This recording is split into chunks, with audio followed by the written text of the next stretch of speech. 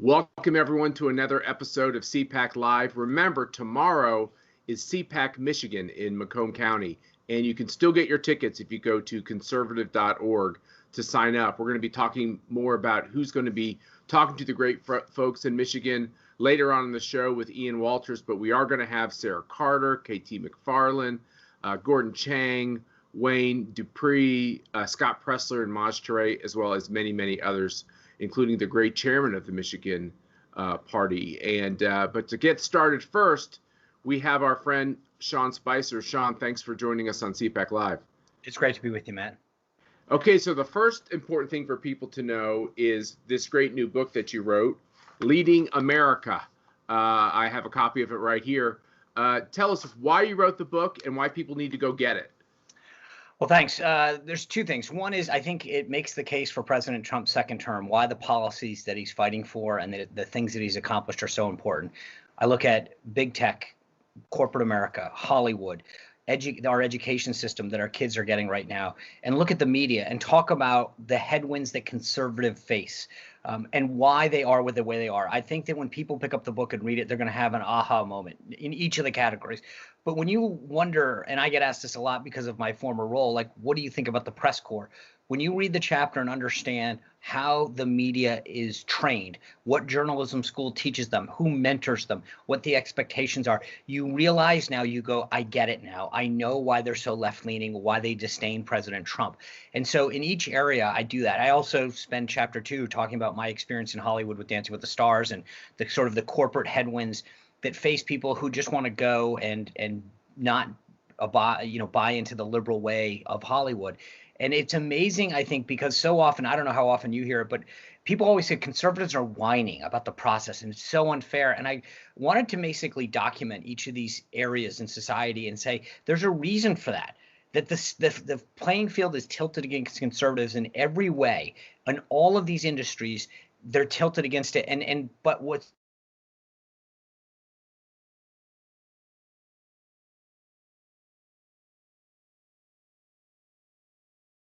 that process when it comes to education and going on college campuses and converting young people and exposing them to conservatism that they might otherwise never see. So would you consider this like a policy book? Do you go into some policy answers in each of these areas? It's a good question. No, I don't go into, here's why lower taxes is better, but I explain the fact that, why corporate America is now virtue signaling, that they sometimes will, not necessarily go for profits because they want to go along with the PC crowd and say certain things. Right. Here's a way that a group kind of fought back against this and got them to reinstitute something. Or the fact that in Hollywood, think about this, Matt, how many of these movies, The Passion of Christ, Soul, family movies that are either really good family-oriented movies or Christian in nature, they do really well. Well, why aren't there more of them? Right. I mean, they make money. There's a huge audience for them, but Hollywood's against this. Well, there's this There's this series called The Chosen, which is the largest crowd-funded entertainment project that's ever occurred. And it's a bunch of people who got together in Hollywood. They said, I wanted good family entertainment. And so they made basically a series out of the life of Jesus. And it's amazing, and it's done very, very well. The funding all came from individuals chipping in. You look at it, and it looks like something that was literally created of Hollywood, because it was, but it would have never been funded by Hollywood, and yet there was this massive appetite for it. Well, why wouldn't Hollywood do more? Why aren't there more conservatives or Republicans on late-night television? Think about it. When I went on, I've talked about this in the book, when I went on Jimmy Kimmel for the first time, he had his highest ratings in a quarter. He beat Fallon for the first time. I don't think it was about me. It was just that people were looking for somebody that was Trump-related, that was conservative to tune into. And yet you would think if you were a producer on the show, you'd say, we should probably get some more folks on. You can't find a conservative on late-night television, whether it's Kimmel, Fallon, Myers, none of them, because they detest what conservatives stand for. So then you look at opportunities like CPAC Live, like Mike Huckabee's show on TBN, like some of the stuff that we do at Newsmax, and there's a yearning for it, and the numbers keep growing because there's an audience for it. But I go through and give examples as to, kind of exposing it in each of these areas. And I talk about K through 12 education and think about this. When kids go off to school, I know my kids at least, and when I send them off, I think, okay, they're going to be going to learn writing, arithmetic, science. When you start to realize that some of these schools are teaching them to go protest certain causes, right, it my mind. And I'm like, what are you doing in school teaching kids what causes to protest? Yeah, well, in our neighborhood in the fourth grade, they're teaching kids to start to question their gender. I mean, these are really changes, and you have to wonder when America is dropping, when they compete against the globe in this testing formats.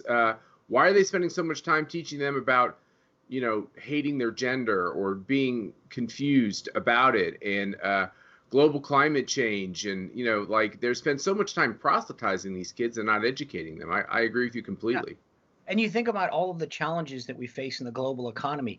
We keep talking about STEM and the need for it, and more science, more math, and yet what do they spend their time on? All of the things that you mentioned. Well, and why? I mean, that's not, we have an education crisis. We should be teaching our kids more. But if you want to discuss those issues, that's the place for the family. That's the place for the church. That's the place for the friends. That's not what public schools should be doing. That's right, totally right. So now you're having great success, as you say, with your show on Newsmax, Spicer and Company, which I've been on. Thank you very much for asking me to be on. We're doing well. I love the idea of going on these shows like your show, because I really do think there's a lot of churn out there in the media world, and I can't predict exactly all the changes that are going to come, but I know a lot of changes are coming. What's been your experience being on Newsmax, and do you see this change? When I was at the RNC, my staff used to hear me say something all the time. They got sick of it. And I said, the data doesn't lie. And I meant by that was that if we were out there testing voters and whatever, and it told us certain things, that don't fight it. Go with the data. That's what voters want. This is where they're voting early, whatever. And the thing about TV that's so fascinating is every Tuesday morning you get your ratings. And you're either doing better than the week before or not. And you can make all the excuses in the world, but either more people are watching it or fewer. And I've been blessed by the number of folks. And every Tuesday morning, I kind of get up, I say a small prayer, and I cross my fingers, and I wait to open the email. And what it tells me, though, is that, and it's not just us, but you look at some of the YouTube channels like you're doing, there are a yearning for people out there to find conservative content. And it's not even conservative. It's just civil dialogue where you're presenting different stuff. I have liberals on my show, but we don't yell at them. We actually allow them to engage in a discussion with them. I think we have better ideas. That's why I want them on the show. But I think that what's missing right now is that the folks on the left that dominate mainstream media are so afraid of people hearing a conservative idea. And I talk about this in the book, that I go on college campuses, and I will always say one of the first questions is, how many conservatives have ever been on campus before and spoken to you guys? And either I'm the first or one of 2, 3, maybe 5 total. And I remember back to my college experience, there were none. And you think about it, those are your years when you want to be exposed to different thoughts and ideas and help shape who you are in your thinking. And yet they're so afraid of exposing people to a conservative mindset because they know that the conservative policies are stronger and better for the country. And they're so afraid that if they don't get completely indoctrinated in this liberal mindset, then they will have failed. And I think that's what I love about what's going on at Newsmax and other places, is that we're creating that venue for people to come on and have a discussion that's not what you're seeing on the mainstream media channels. Yeah, for sure.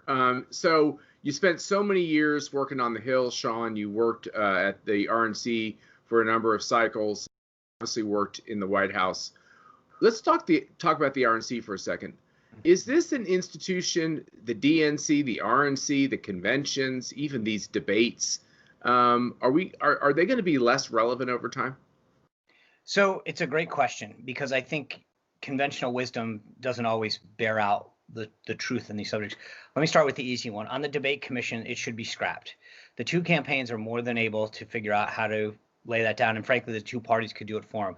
The commission was started after 1984 as a way to formalize this because the League of Women Voters was so left-leaning and did a horrible job. Well, the problem is that you've now piled it with establishment folks that aren't doing the bidding of the campaigns, but created a corporate entity that's sponsored by all of these big entities, and it's a show more than a debate for the American people to decide. So I think that one's easy. The conventions, I loved what the president did this cycle, and I think that there's potentially a hybrid model that could go forward, because conventions do two things. One is they obviously nominate the president and the vice president, which we all see, but they do also do the work of the party. They reconstitute the RNC and the DNC and lay out the rules and the platform, and there's a role for that, especially for political geeks. So I think you can find some hybrid model there. With respect to the parties, I think they're playing a bigger role than ever before because they are the institutions that can gather that data, that can gather the information and be enduring so that from one campaign to the next. So, for example, if Joe Biden loses this cycle, which he will, the DNC is supposed to be there to make sure that it carries the mantle for the next 4 years and in the institutional knowledge and the data machinery, et cetera. The same thing for the RNC. There's an institutional need for those things to exist and to be very strong. Joe Biden said he was the Democratic Party in the first debate, which was incredibly interesting. And now let's shift to your experience at the White House. Obviously, being President Trump's first press secretary, dealing with this woke press like we have never seen it until there was the last Republican president, George W. Bush, where I think they were on a little better behavior, but it was the same goal, just like search and destroy. Is there really any need to have the press pool in the White House any longer? Should a president really, or at least a Republican president, give so much space and latitude to the DC press corps, which is basically there to destroy him? Well, I think there's a need for it because there is a level of transparency and accountability that's important. But I don't think that there should be as much. I mean, this president's more accessible than any president before. And instead of being rewarded and thanked for it, he's demonized for it.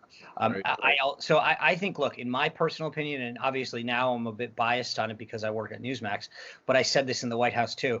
I think that there should be we as Republicans and as conservatives should do everything we can to lift up conservative media and give an alternative to these mainstream, whether it's Breitbart or the Daily Caller or Newsmax. I mean, there are plenty of institutions that we as conservatives should do.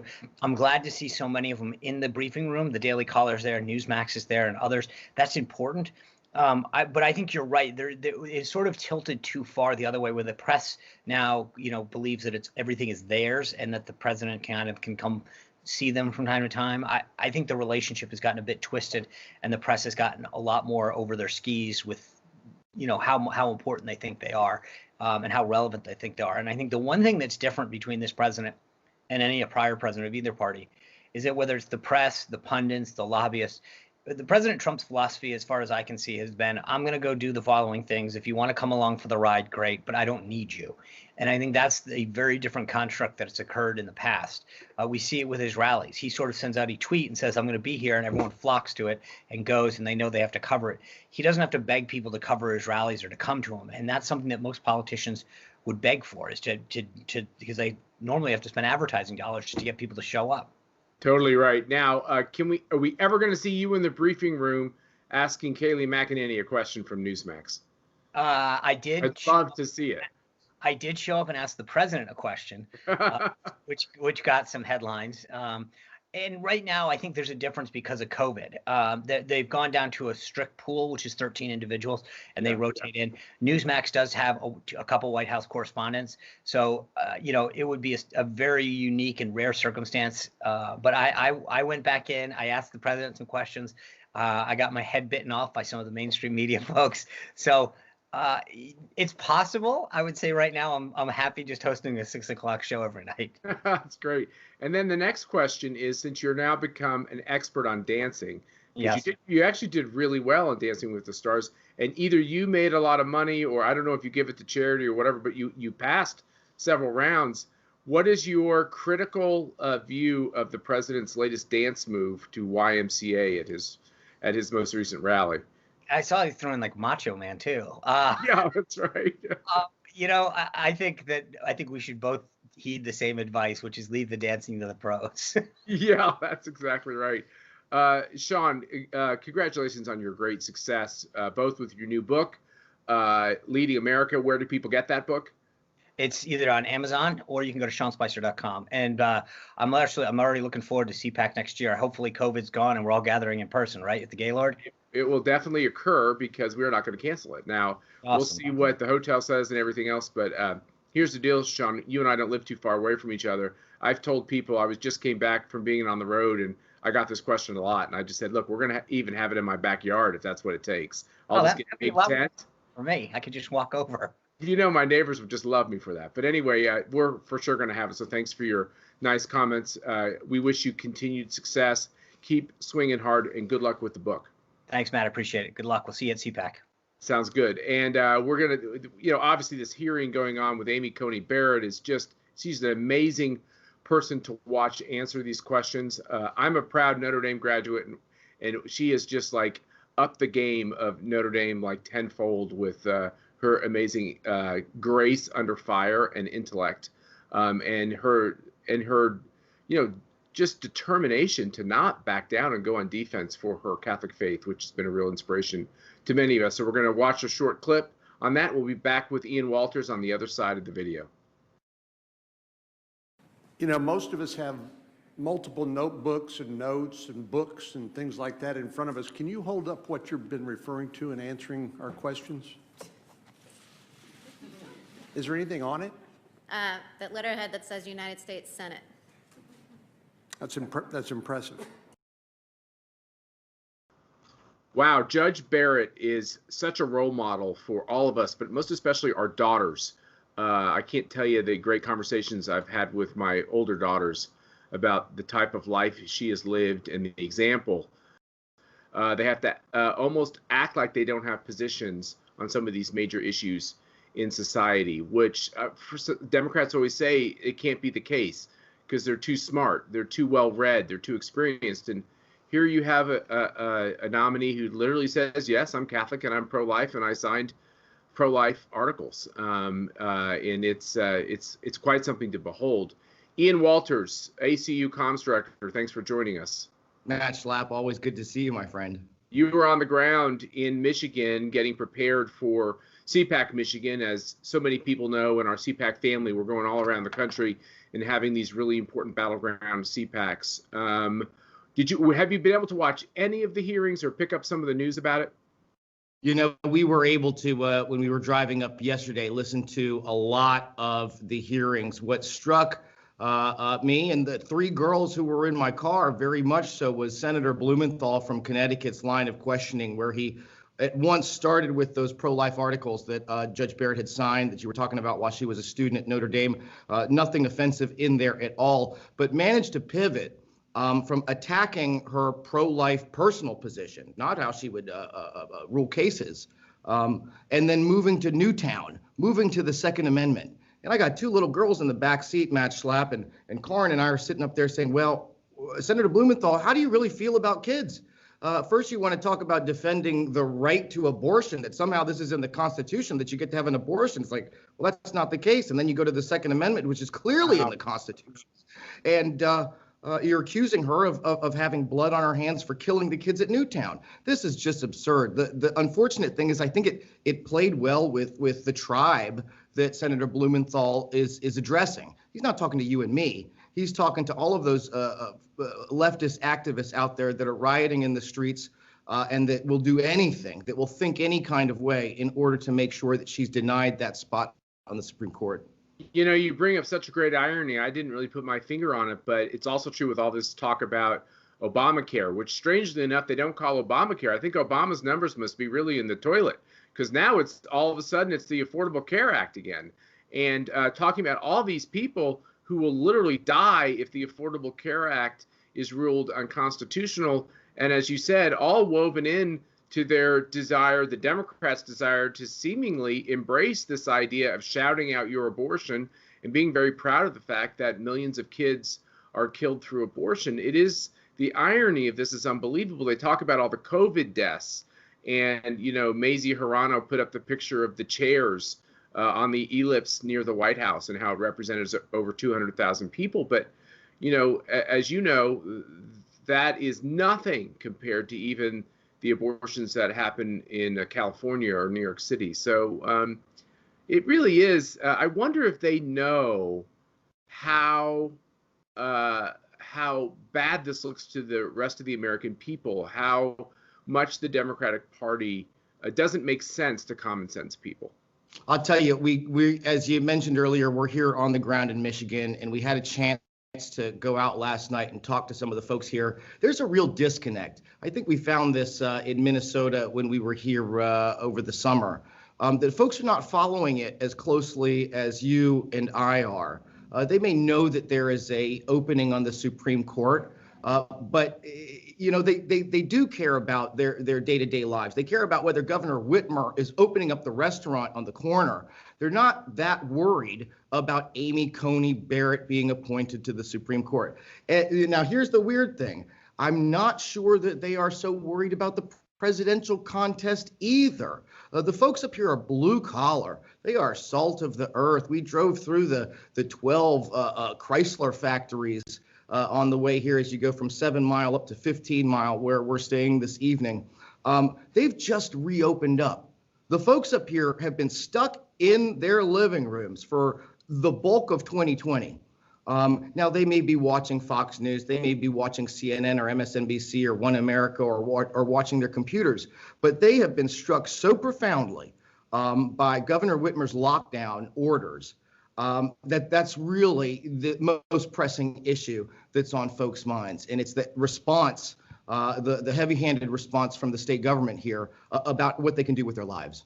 Yeah, I would agree with you. I just returned from being on the Trump bus in Michigan, and I had much the same reaction, which is people have been on lockdown, churches, schools, businesses, and there's a real kind of psychological effect it's had on all of us. But some of these states, they're still really going through it. I just got back from Las Vegas, from Nevada, and they were literally saying at one of the casinos that you had to wear a mask in between sips of a drink you might be having. This is insanity, and it makes people scared. It makes people think, well, if I can catch this virus so easily, then I really shouldn't leave my house. And these businesses can't survive if they're a quarter full or a third full. We were listening to Rush on the way up here before we tuned into the Barrett hearings in front of the Senate Judiciary Committee, and Rush was talking about a New York Times article that came out yesterday that was actually applauding President Trump's efforts on the coronavirus, saying that everything that he has done. This is the New York Times, Matt Schlapp. The New York Times saying, boy, President Trump, you did all of the right things in 2020 to mitigate this virus, and I think we're on the back end of it, just like we hear him say. It's obviously not getting picked up by a lot of other mainstream television outlets, but we may very well be on the back end of this. The temperatures are getting cooler. You've got the Fauci gate that happened yesterday. I don't know what that's all about. That's about the cocktail party chit-chat circuit. But that's inside baseball. Out here in Michigan, let me tell you, folks are excited to see us, to see other human beings, to know that there are folks, ACU and CPAC, who are out there in the RV, getting the truck on the road, and ready to give them something to think about, give them some substance, give them some found way of getting through 2020. And I'll tell you, it's a really exciting opportunity. It's a really a feel-good thing that we're delivering to the folks up here in Michigan. We're going to have your friend, former acting Attorney General Matt Whitaker, even though he's from Iowa. I bet he plays really well up here. I bet he does too. Sarah Carter, our other friend, investigative journalist, who's going to give him the real deep dive on what the coup against the president was all about and how that might have a Hunter Biden update, according to the New York Post. So I think she'll be probably talking about that. She's got the Hunter Biden goods too. I think so. Did she find him? Is he still staying at the Waldorf Astoria, driving his Lamborghini, giving it to the Val Parker? When you find Hunter Biden, it's not the goods, okay, Ian? It's the bads. You got that right. Our friend Wayne Dupree is also going to join us from Baltimore, Maryland. He made the trip up here, and he's a former CPAC Blogger of the Year. He's going to have some very interesting takes on what's happening in Baltimore, in Detroit, and in urban areas. Tim Wahlberg, one of the representatives, will be speaking on behalf of the people here in Michigan. And of course, Gordon Chang is going to, this China issue, and Gordon is the best in the business, as you know, Matt, is on people's minds here in Michigan. I don't know if it's that blue collar manufacturing sector, auto industry thing. They're very worried about China. That may, along with the economy, be the top issue for folks out here. Maj Toure from Philadelphia, our buddy, is also going to join us to talk about the Second Amendment and why that should apply to all Americans, whether it's urban or rural. The Second Amendment actually is in the Constitution. According to Senator Blumenthal, the right to an abortion is in the Constitution, but I've read that document several times. It's not in there, Matt. Marsha Blackburn reminded us yesterday on Twitter that the word abortion does not appear in the Constitution, and it's very important to know as they go out and attack Amy Coney Barrett for her Catholic faith that Antonin Scalia was a well-known Catholic. His son is a priest in the diocese around here in Virginia. And even Antonin Scalia never found a right to life for the unborn child in the Constitution because it's not in there either. Right. So what a true constitutionalist, at least what we have seen them argue in these dissents, is that this issue should go back to the states and be regulated. And so in red America and blue America, which is interesting, we used to have a lot more purple, and now we have a lot more red and blue. We have states that are diametrically opposed to each other. The thing is that as things get sent to the states to get regulated, you're going to have your options. You're going to have different states that probably make something illegal that'll be illegal in the opposite state. And maybe that's not such a bad idea. That's 10th Amendment, right? There's certain things the federal government is assigned to do, and hopefully it's less things rather than more things. It's the communists in Moscow that like the central planning, that liked making sure everything was run out of that hub. But there's a lot of things that should be left to the states, whether that's education, whether that's issues on life.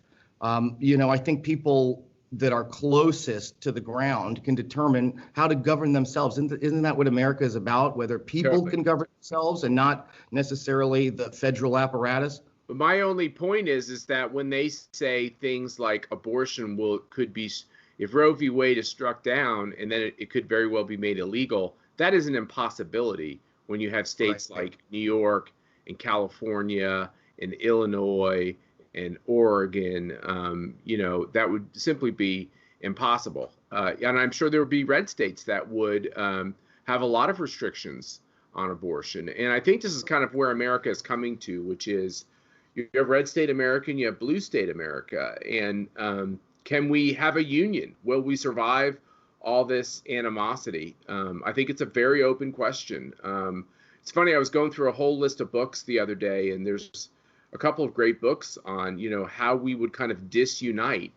And I'm hoping we never get there. But by the same token, I don't want to cede the entire country to socialism in my desire to preserve the union. I'll tell you, one of the reasons that I'm a proud conservative is that we speak the truth to one another and to the folks that attend CPAC. We give them the straight dope. If you listen to some of these Democrat senators on the Senate Judiciary Committee, they're convincing the folks that attend their events that you and I wish to abolish contraception for all Americans, that you and I, because we're Catholics and support Amy Coney Barrett, want to, I can't make this up, this is a grown-up show, force breeding on every woman in America. This is terrible stuff. And what I can't get my head around is how people believe it, Matt Schlapp. You have to at least respect some of these Democrat senators. They have convinced blue Americans that that we're terrible people. That's right. It's hurtful. It stinks. It is totally inaccurate, and we have nothing else to do but go out there. No, this is right. I was just looking at Facebook, which I really advise people not to do right before the show, and somebody responds to me saying, well, you don't care about people's civil rights because you're a heterosexual white guy. It's like, how do people even get to this point where they think that someone like Amy Coney Barrett, who has deep faith, that she would try to use her deep faith in a way to destroy the lives of other people? It's the opposite. What she's saying is allow more people to come into society. And then when they come into society, they get to make their choices. And that's what a constitutionalist believes. They believe that the individual can make these choices. And for people of faith, yeah, it's true that America was at one point a predominantly Christian country. I think that's debatable now. I think it's almost more likely to be kind of a lapsed Christian country, more secular, certainly than it's ever been in the past. And so what people of faith basically want is not to have all their dogmas and doctrines be the law of the land. They just want to be able to practice their First Amendment right to practice their faith and to teach that faith to their family and to the next generation. By the way, if we don't start teaching our faith to the next generation and keeping our kids close to the church and teaching our kids to love America that allows a faith to be fostered, we ain't going to have much to pass on to our kids. I couldn't agree more. You know, you and I are both men of faith, and we give those values to our kids. But you know, I don't judge other families. If you want to grow up non-religious, that's fine, and I think you can still be a decent and wonderful. We have a lot of people in our CPAC community who are not people of faith, right? But they have the right view of America and they have the right view of the Constitution. And I have great friends that's their approach to life. And of course, I'd love them to find faith because I think they'd find more joy. But in America, you get to make the choice. Yeah, what will end the experiment is this rhetoric that calls good people like Amy Coney Barrett white colonizers because she's adopted a couple kids from Haiti. You know, this injection of race into every little thing will eventually destroy us if we don't figure out how to get over it. Yeah, I agree with you completely, Ian Walters. I'm looking forward to joining you guys up there in Macomb County. Please get your tickets if you haven't gotten your tickets. Tell your friends in Michigan, if you don't live in Michigan and aren't going to be able to make it, please push our great CPAC propaganda into their hands. Have them come out. It's good to get out of your house. It's good to be with other conservatives, libertarians, people who love America, people who think cops are decent. These are the types of people we're hanging out with as we go around the country. After Michigan, we're going to be in Minnesota. What town in Minnesota are we going to be in on the 22nd, Ian? We're going to be in Prior Lake, about 35 minutes southwest of the cities. So it's definitely a Minneapolis-St. Paul suburb. We'll be very close to your pal Ilhan Omar's district. She is something of not so much a pal. But it's really interesting to be out on the road. I think we might even be adding another CPAC to the agenda. And the one thing I would just tell you as we finalize the show here, don't be disheartened about these polls. I think the president had a really rough couple of weeks, including getting corona. I mean, could you imagine? So you're going to see some numbers that have been amped up by the media to make it seem like the race is unwinnable in some of these states. We're going to Michigan. We're going to Minnesota because we think both of those states are very much in play, and the voters need to be educated on why our policies, and quite honestly, why the president's policies will help make America great again. And and the other thing that's interesting is these Senate races and House races.